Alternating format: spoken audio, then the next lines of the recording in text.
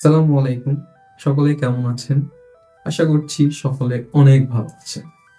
আপনারা এখন কি ইউজ করছেন? আপনারা আমার ভিডিওটা হয়তোবা ফোন থেকে দেখছেন অথবা কম্পিউটার থেকে দেখছেন অথবা কেউ ল্যাপটপ থেকেও দেখতে পারেন। আপনাদের সেটা ব্যাপার। তবে আপনারা যে এই ডিভাইসগুলো থেকে দেখছেন, আপনারা জানেন এগুলো কি? এগুলো হচ্ছে একেকটা প্রযুক্তি বা টেকনোলজি আমরা যেটাকে বলি। এটা দিনে, দিনে ডেভেলপ করা হয়েছে। আর এটা ডেভেলপ করার পেছনে সবথেকে বড় ভূমিকা কিসের? বিজ্ঞান বা যেটাকে আমরা বলা হয় সায়েন্স। তো সায়েন্স জিনিসটা আসলে কি? বিজ্ঞান বিজ্ঞান বিজ্ঞানের আবিধানিক অর্থ হইল বিশেষ ধরনের জ্ঞান। এই বিশেষ ধরনের জ্ঞানের ফলে আজ আমাদের এই বিশ্ব এত উন্নত হয়েছে। তো আপনারা দেখতেই পাচ্ছেন বোর্ডে লেখা আছে কি? রসায়ন। রসায়ন কি আপনারা জানেন? রসায়ন হচ্ছে বিজ্ঞানের একটা শাখা। তো আমরা আজকে আপনাদের অর্থাৎ নবম দশম শ্রেণীর রসায়ন বইয়ের প্রথম অধ্যায় রসায়নের ধারণা সম্পর্কে সাধারণ কিছু আলোচনা করব। ভিডিওটি বড় না করার চেষ্টাই করব, যদি হয়ে যায় তাহলে একটু ধৈর্য ধরে দেখবেন। যদি দেখেন তাহলে আমরা চলে এসেছি।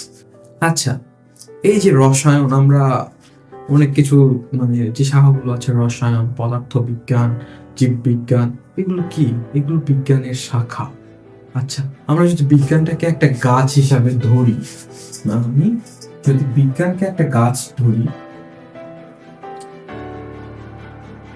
বিজ্ঞান, তাই না? বিজ্ঞানকে একটা যদি গাছ হিসাবে ধরি, তাহলে তার একটা শাখা আছে যেটাকে আমরা বলি প্রাকৃতিক বিজ্ঞান। প্রাকৃতিক বিজ্ঞান। এই প্রাকৃতিক বিজ্ঞানের আবার অনেকগুলো উপশাখা আছে। এই প্রাকৃতিক বিজ্ঞানের আবার অনেকগুলো উপশাখা আছে, যেগুলোকে আমরা কি নামে জানি জানেন? যেগুলোকে আমরা জানি রসায়ন, পদার্থ বিজ্ঞান,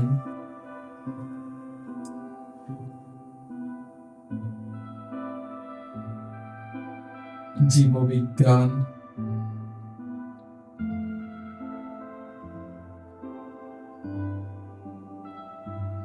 জীববিজ্ঞান। আবার এই জীববিজ্ঞান যেটা আছে না, এটার আবার দুইটা শাখা আছে। দুইটা মূল শাখা আছে। সেটা হলো আমি এটা কিভাবে লিখবো, এভাবে লিখি, ঠিক আছে? প্রথম শাখা যেটা, এটা হলো প্রাণী বিজ্ঞান। প্রাণী বিজ্ঞান। দ্বিতীয় যেটা, সেটা হচ্ছে উদ্ভিদ বিজ্ঞান।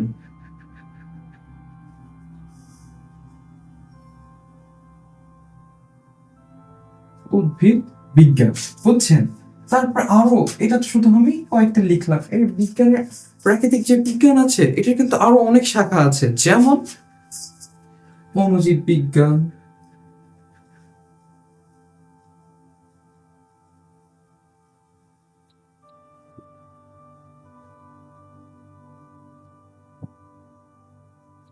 তারপরে আছে আপনাদের জ্যোতির্বিজ্ঞান,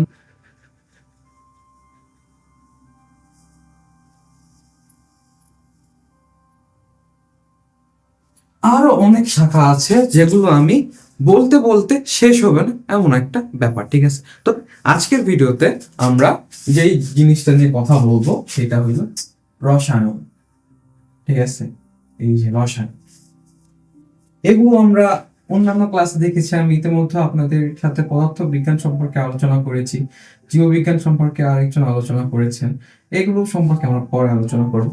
আমাদের মূল যে বিষয়টা, আমাদের মূল যে ফোকাস, সেটা কোনটা? রসায়ন, ঠিক আছে? তাহলে আমি বাদ বাকিগুলো সাইডে রেখে দেই, এগুলো আমাদের প্রয়োজন না। আচ্ছা দেখেন তো, এখানে আমি কি কি লিখেছি? বিজ্ঞান লিখেছি, প্রাকৃতিক বিজ্ঞান আর রসায়ন। এখন আপনারা তো বিজ্ঞান বুঝলেন, এখন সকলের মনে প্রশ্ন আসতে পারে প্রাকৃতিক বিজ্ঞানটা কি, তাই তো? চিন্তার কোনো কারণ নেই, আমি সেজন্যই আছি। প্রাকৃতিক বিজ্ঞান হলো যুক্তি দিয়ে পর্যবেক্ষণ করে অথবা পরীক্ষা নিরীক্ষার মাধ্যমে প্রাকৃতিক কোনো জিনিস সম্পর্কে বোঝা, অথবা সেটা সম্পর্কে ব্যাখ্যা দেওয়া, অথবা সেটা সম্পর্কে ভবিষ্যৎবাণী করা, এটাই হইল প্রাকৃতিক বিজ্ঞান। এই প্রাকৃতিক বিজ্ঞানেরই একটা শাখা হলো রসায়ন। তাহলে এই রসায়নটা আবার কি?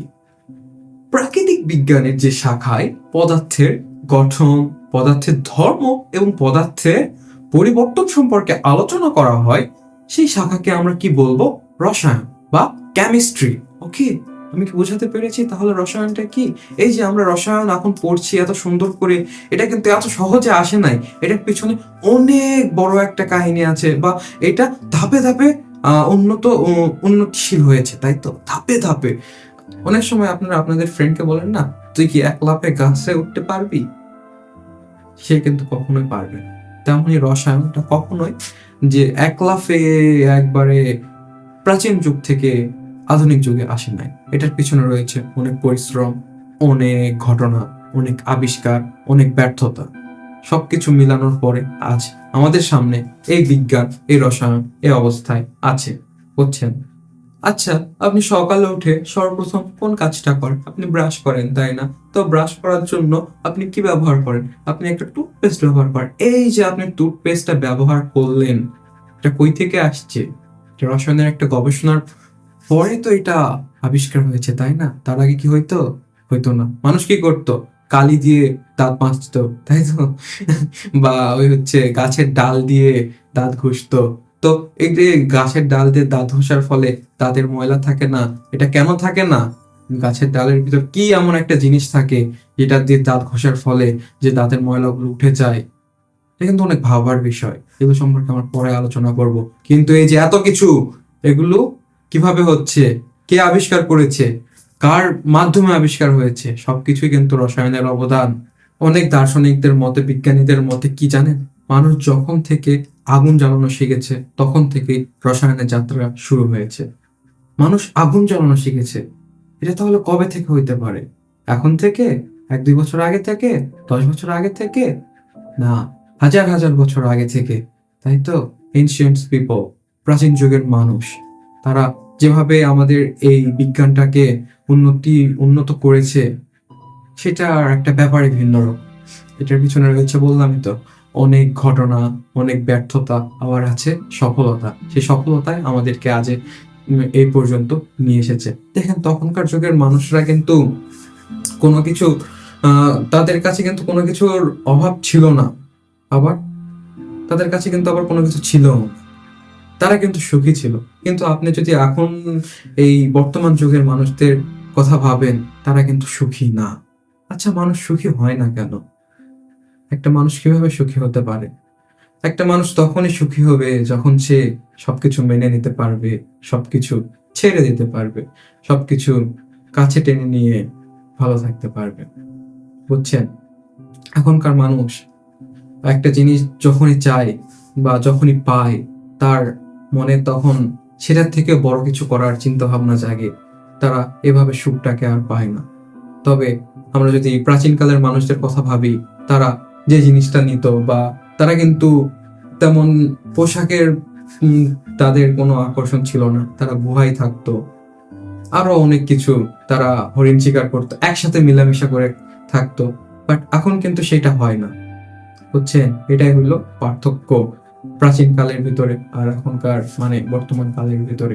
তখন থেকেই মানুষ বিভিন্নভাবে রসায়নকে ব্যবহার করে এসেছে তাদের নিত্য প্রয়োজনীয় সামগ্রী তৈরিতে, আবার দৈনন্দিন কাজে। যেমন তারা মাটি পুড়িয়ে বিভিন্ন ধরনের জিনিস তৈরি করত। এই যে আমরা এখন যে দেখি না, রাস্তার পাশে মাটির বানানো অনেক জিনিস দেখা যায়, অনেক সুন্দর সুন্দর জিনিসগুলো, হাতের কার্য থাকে তাদের সেগুলোতে। এগুলো কিন্তু আগেকার মানুষেরা, তাদের তাদের সময়ের অভাব ছিল না, তারা এগুলো করতো। এটাও কিন্তু রসায়নেরও একটা অবদান। রসায়নের মাধ্যমে এটা কিন্তু হয়েছে। বুঝছেন? এই যে আপনারা যে এখন ঔষধ খান, আপনারা অসুস্থ হয়ে গেলে ঔষধ খান, ব্যথা লাগলে ঔষধ খান, কোনো হচ্ছে আপনাদের কোনো সমস্যা হইলে আপনারা কি করেন? ওষুধ খান। শুধু একটা ওষুধই খাইতে পারেন না, সেটা হইলো আপনার মনের ব্যথা। মনের ব্যথা সারার জন্য এখন পর্যন্ত কোনো ঔষধ আবিষ্কার হয় না। হইতে পারে, ভবিষ্যতে আবিষ্কার হতে পারে, বাট এখনকার জন্য আমরা এই পর্যন্ত সীমাবদ্ধ থাকবো। এই যে ওষুধগুলো না আপনারা খান, এগুলো কিভাবে এসেছে? এগুলো মানুষ কেন খায়? কারণ মানুষের শরীরের ভিতরে এমন কিছু উপাদান আছে যেগুলো এই ঔষধগুলো খাওয়ার ফলে সেগুলো হয় আহ, হয় শক্তিপ্রাপ্ত হয় অথবা সেগুলো মুক্তি পায়। বুঝছেন? হয়তো বা মাথায় ঢোকেনি, বাট ঢুকে যাবে ভবিষ্যতে। বলছি আমি ভিডিও বড় করব না, তাই যত শর্ট করা সম্ভব আমি তত শর্ট করার চেষ্টা করব, কারণ আমি জানি আপনারা ভিডিও দেখেন না। সব থেকে খারাপ লাগে কি জানেন? আপনারা রেসপন্স করেন না। রেসপন্স করবেন, ঠিক আছে? তাহলে আমরাও ক্লাস নেওয়ার একটা কি আগ্রহ পাই। বুঝছেন? রেসপন্স করবেন, রিঅ্যাক্ট করবেন, বলবেন যে আপনাদের কোনটা সমস্যা হচ্ছে, কোনটা করলে ভালো হবে, আপনারা কোনটা বুঝতেছেন না। বুঝছেন? চুপচাপ থাকলে কোনো কিছু জয় করা যাবে না। অবশ্যই সবসময় কথা বলতে হবে, আপনার সমস্যা বলতে হবে, তাছাড়া তো আমরা বুঝবো না। আহ অনেক হইলো এসব কথা, এখন আবার টপিকে চলে আসি। জানেন, এই যে আমরা এখন এই সোনা, স্বর্ণর কি অলংকার ইউজ করি না? আমরা তো এই যে মেয়েরা স্বর্ণের অনেক অলংকার ব্যবহার করে না? এই স্বর্ণ বা সোনা বা গোল্ড, এটার দাম কিন্তু প্রচুর। তবে আপনারা কি জানেন যে প্রাচীনকালে প্রথম ধাতু হিসাবে এই সোনাকে ব্যবহার করা হয়েছিল? আপনারা বলতে পারেন রসায়নে প্রথম ব্যবহৃত ধাতু হলো সোনা বা গোল্ড। কি মজার বিষয়, তাই না? যে জিনিসটা এখন আমরা চাইলেও কিনতে পারবো না, সবাই না, যাদের সামর্থ্য আছে তারা তো পারবে অবশ্যই, but যাদের সামর্থ্য নাই তারা কিন্তু চাইলেও পারবে না। তবে এই জিনিসটাই রসায়নের প্রথম ধাতু হিসাবে কাজ করা হয়। বুঝছেন? আহ কত সুন্দর ব্যাপার। তারপরে ধীরে ধীরে মানুষ টিন, কপার এইসব জিনিসের প্রতি মানে এইসব জিনিস আবিষ্কার করতে শুরু করে। টিন, কপারের ইউজ হয় ধীরে ধীরে শুরু হয়। প্রথম ইউজ হয় গোল্ড বা সোনা। গোল্ড, বুঝেছেন? কত সুন্দর, তাই না? এত ধাপে ধাপে মানুষ এগিয়েছে যে মানে তাদের উন্নতি ঘটিয়েছে। মাঝে মাঝে একটু রিডিং পড়বেন, ঠিক আছে? আপনাদের বইটা একটু রিডিং পড়বেন, ভালো লাগবে। আর যদি এই বইটা ভালো না লাগে তাহলে আমি সাজেস্ট করব ওই হচ্ছে 2010 অথবা 12 সালে যে রসায়ন বইগুলো আছে, শুধু রসায়ন না, সকল বিজ্ঞানের বইগুলো আছে, সেই বইগুলো আপনারা পড়বেন। বুঝছেন? ভালো লাগবে, অনেক কিছু জানতেও পারবেন। তো আজকের মতো এই পর্যন্তই, সাধারণ একটা ধারণা দেওয়ার চেষ্টা করলাম। পরবর্তী লেকচারে আমরা দেখার চেষ্টা করব এরপরে কি হয়েছিল। বুঝছেন? মানে এটার সূচনা কিভাবে হয়েছিল। আমরা তো এখনো ভিতরে ঢুকি নাই, কেবল জার্নিটা স্টার্ট করলাম আমরা।